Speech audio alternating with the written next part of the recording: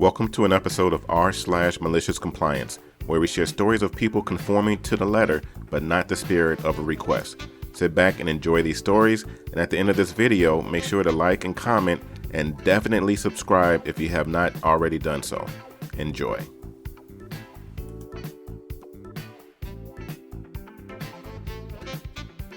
And this story is posted by u/New England Bound. Maliciously compliance for a math teacher who failed me the year before, aka the last time he asked me to show more work. This story is kind of long because the malicious compliance was a result of over a year of frustration and anger, and the effects are still present 10 plus years later.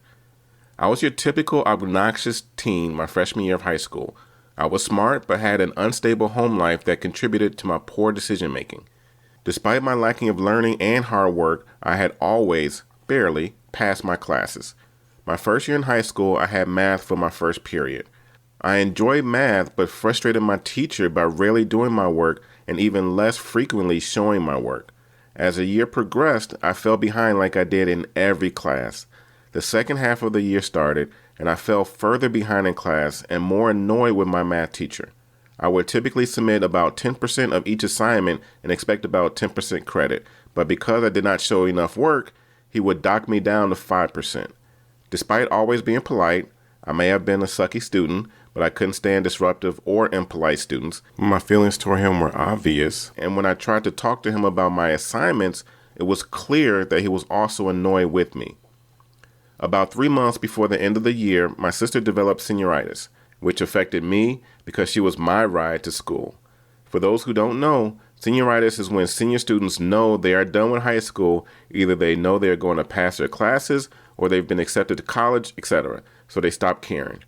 Instead of being good students, they decide to do bare minimum because at this point, nothing in high school really matters. She did not want to go to her first period class, so she started ditching, resulting in me ditching. Initially, I opposed it, but as my frustration with my math teacher increased, so did my absences. Towards the end of the year, I thought I had time to catch up when my teacher ended up reaching his limit. He was frustrated with me and my absences and lack of work that when I was so behind, I had no hope of passing. He got me removed from class for the remainder of the year. I ended up in study hall detention for the last 3 weeks. I had to repeat the course the following year instead of over summer school because it was an honors class. This resulted in me having a weird schedule because classes were only offered during certain periods for certain grades, and I was a sophomore with freshman classes. I might have also failed honors science. Despite knowing those restrictions, both me and my math teacher were surprised to find out I was placed in his class for the second year in a row. Both of us tried to have me transfer out of his class, but for me to graduate on time, there were no other options. The humiliation of my previous year was enough to make me incredibly motivated. I was determined to do well enough that even if he hated me, he could not have me removed again. I made sure to do every problem for every assignment and turn them in on time. Despite all my effort, my grades were mediocre. My teacher only gave me 1 point for the correct answer, but typically 5 to 7 points for work, and he marked me down all the time. I talked to him, argued that I showed enough work for him to follow, but no matter what I tried, all he would do was to tell me to show more work. A large part of the reason I hated showing work was because I had terrible handwriting. I previously went to a school that required all of our writing to be done in cursive, so I spent years only writing in cursive. I actually enjoy writing in cursive, and my cursive is beautiful. When we moved from my dad's job, my new school district gave cursive assignments automatic zeros because they were too hard to read. So after years of writing in cursive, assuming I never need to print again, I now have to print everything and my handwriting never recovered. As a result, to submit legible assignments, I tried to write as little as possible. My handwriting is still ugly. After my grade on the first test did not match what I felt I earned, my frustration grew into outright hostility. It seemed that no amount of hard work would give me a good grade. I finally decided that if I was going to be miserable, I would make my teacher miserable too. After trying to spare him the atrocity that was my handwriting, I finally decided to comply. If he wanted to see more of my work, I would show him all the work. No more would I remove confusing and ugly work. No longer would I erase incorrect attempts scribbled across the page because my handwriting was so bad I couldn't write straight. No longer would I rewrite only the relevant work in easy to follow columns. I would write so much work it would be obscene. I started writing out every single possible step one by one with labels. If I messed up, I would leave it and rewrite it somewhere else. On every worksheet, I would run out of the allotted room and cram my remaining work into the margins because he did not believe in scrap paper. My assignments went from a few formulas and legible bits of work to cluttered nightmares. Every bit of white space was filled, often spilling onto the back of the paper because there was not any room left. Homework assignments went from being 2 to 3 pages to 10 to 15 pages, sometimes more. All of my assignments were just pages and pages of nearly illegible, ugly, chaotic work. I figured it would take a month of this before he broke and asked me to write less because reading and grading it was such a chore. About 3 weeks in, I got my first assignment back. It was the higher than any other grade I had received in his class. I was a little shocked, but figured he did not have time to be annoyed yet. During the following week, all the assignments I received were scored similarly. Then he finished grading the second test and asked me to come talk to me about my grade. I was preparing my speech about malicious compliance as I sat down in the chair by his desk, but decided to wait for him to speak first. He handed me my test. It was covered in chaotic work, equations, and letters all over. At the top was 100%. I was stunned into silence. I had never gotten a perfect score on a real test before. My teacher began to talk to me about how impressed he had been with my work lately. He pointed out how even though my work was chaotic, it showed my thought process. He also pointed out some of the times where I caught my own mistakes mid-problem and corrected myself, and how on previous assignments I had been doing the same thing. He talked about how before I wrote so little that I typically never recovered once I made a mistake. He told me this was why he did not allow scrap paper. He wanted us to be able to see our mistakes and work as we progressed through our problems.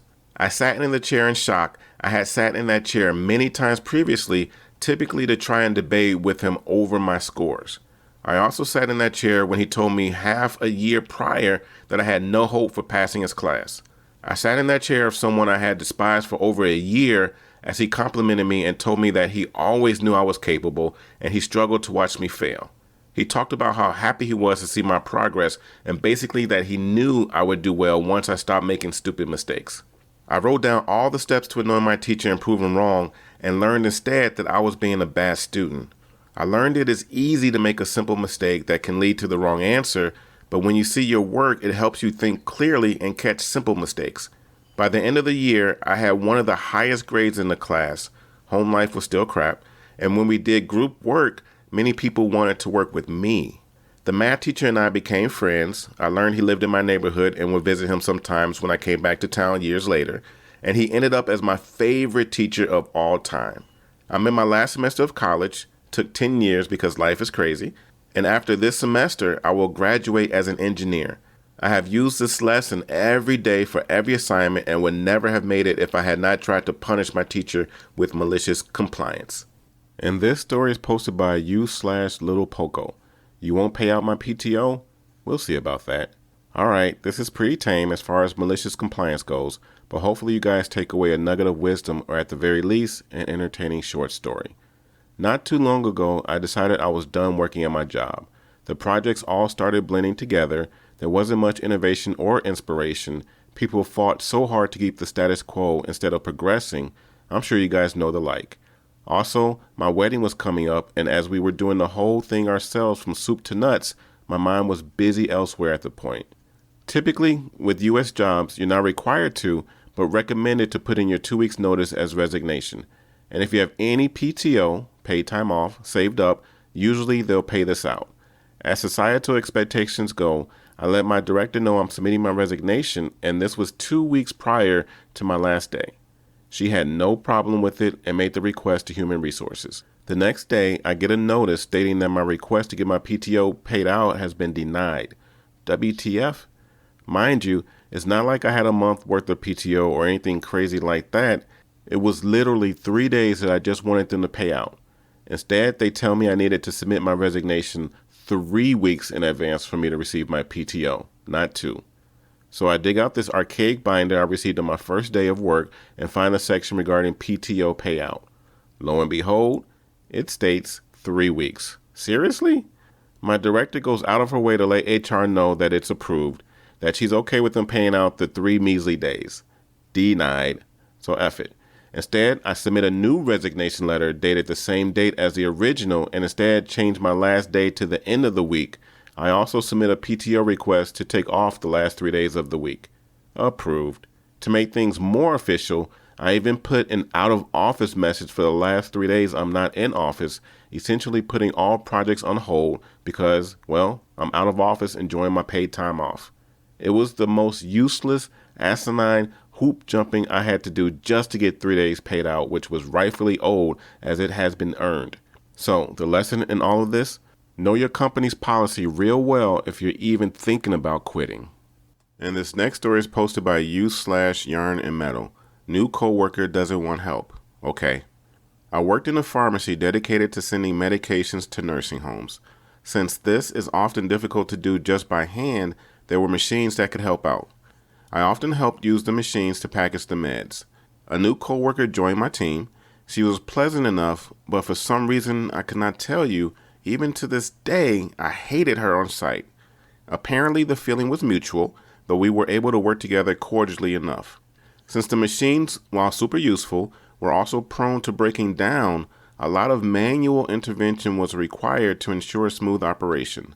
Since it's a pharmacy, we also had to keep track of the medications being used on it, which means counts, often done nightly, particularly with more expensive medications. This information is relevant. I had been at this job for a few years, so was reasonably experienced with the use and maintenance of the machines. Coworker wasn't. This is also where I point out that coworker is older than me. So, coworker had been at the job a few weeks and had received some training. So my boss at the time, I've written a post about that creature elsewhere, told me that it'd be okay for her to shadow me while I worked, but also to make sure she did some of the work on her own so she'd learn via hands-on experience. This also meant I couldn't leave until coworker did, since she hadn't been given a go-ahead to be alone with the machine. Goody. It went more or less okay for the majority of the shift. I let coworker do some of the work as ordered by my supervisor, and she seemed to be getting it. However, for some reason, she wasn't relying on the computer, which had kept track of all the medications used and their corresponding slots to do the nightly count. Instead, she was literally writing down every single slot and medication by hand to count later. Coworker, I said, you know the computer keeps track of that. I know it does, yarn and metal, but I don't seem to get how to do it. This is toward the end of the shift. My nerves were fried from having to deal with her, and I was tired. You do it like this, coworker, shows her. I don't get it, yarn and metal. So I'm just going to do it by hand. You younger people don't seem to have a problem with computers, but I do. Let me do it by myself, people. The process to see what has been used was literally 2 clicks of a mouse button. I had shown her once at the start of our shift. Our supervisor had shown her during initial training. Another coworker had shown her while she was training. I was done. So I let her do exactly what she wanted, let her write down every canister by hand, every med by hand, and let her count by hand. I even offered, as a show of good faith, to help with the counting. But again, no, yarn and metal, I'll do it. Let me do it by myself. Fine. As a result, we ended up leaving an hour after our shifts were supposed to end. That's an hour of OT that we hadn't been authorized to take, for the record. Next day, my supervisor asked me why I stayed so late last night, so I told her very honestly that coworker didn't want my help finishing out the necessary counts last night. Supervisor, being what she was, yes, my wording there is deliberate, immediately went and ripped coworker a new one. The day after, coworker didn't come in. We all found out she quit, effective immediately.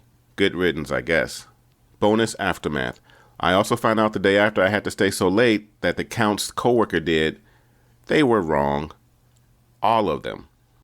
This has been TNA Top Notch Audio. 3 great funny stories. And my question to you is, which one of these stories are your favorites and why? Share your comments below, and also don't forget to subscribe so you can get notification of more videos in the future. Have yourselves a great day.